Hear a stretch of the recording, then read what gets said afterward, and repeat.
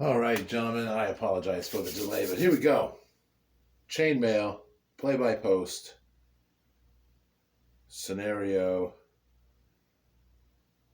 exposition, and episode 1. So we have the yellow force versus the green force.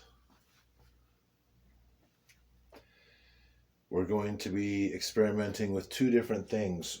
One is we're going to experiment with very large formations. 40 here, 50 here, 40 here, 50 here. We're also going to experiment with two types of skirmisher formations. So the blue figures here and the red here are your skirmishers. They are light infantry.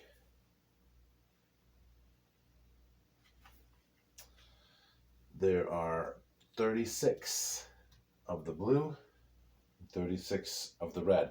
The blue are in skirmish lines 1 deep by 12 wide. And then there are 9 groups of 4 here. I have them spaced out according to this ruler at 3 inches, a little bit less than 3 inches apart. But y'all can decide that.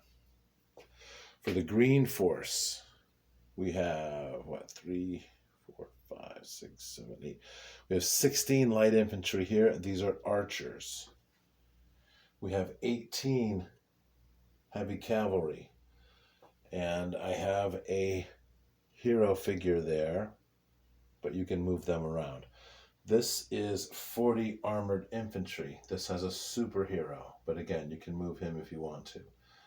This is 50 heavy infantry.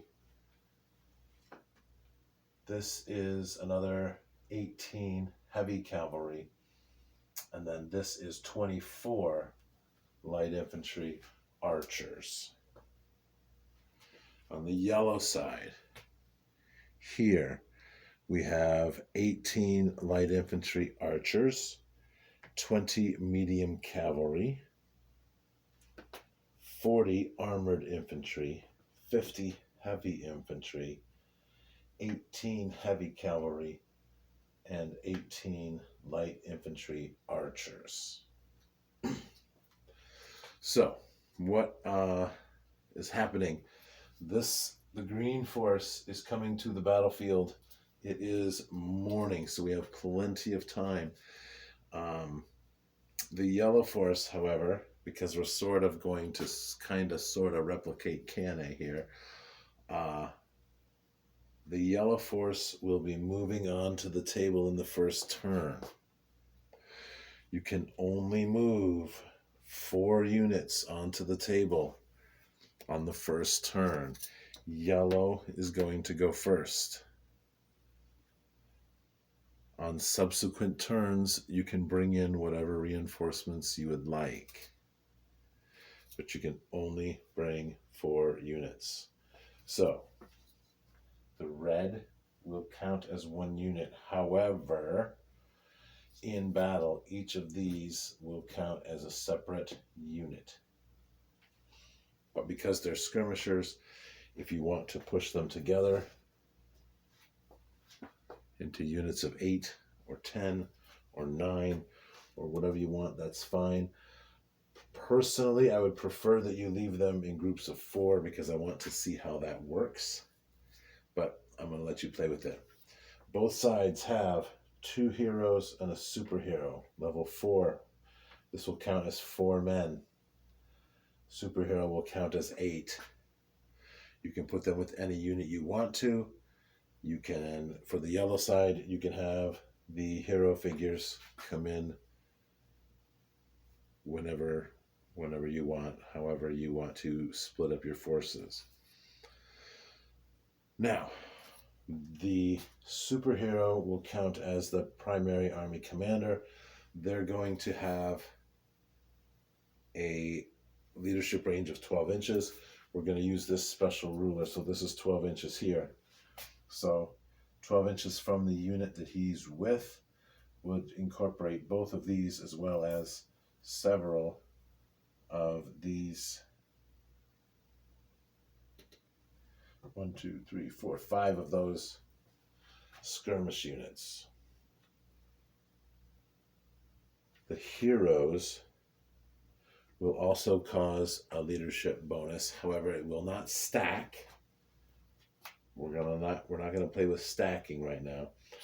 But their range bonus is going to be 6 inches instead of 12. So I think that's all we need to know. The sides have been determined. And like I said, yellow will get to go first. They will get to move on the board. They can come on at their normal move rate.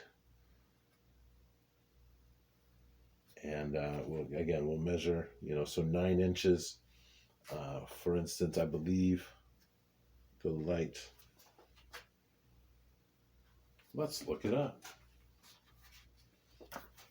I've been doing all these different things and I can't keep all this in my head.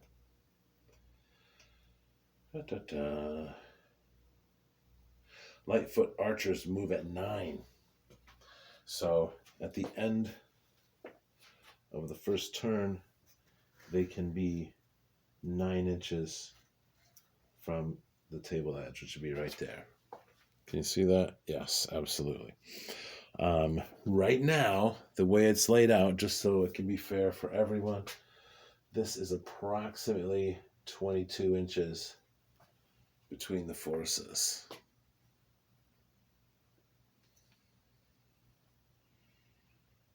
So that is the setup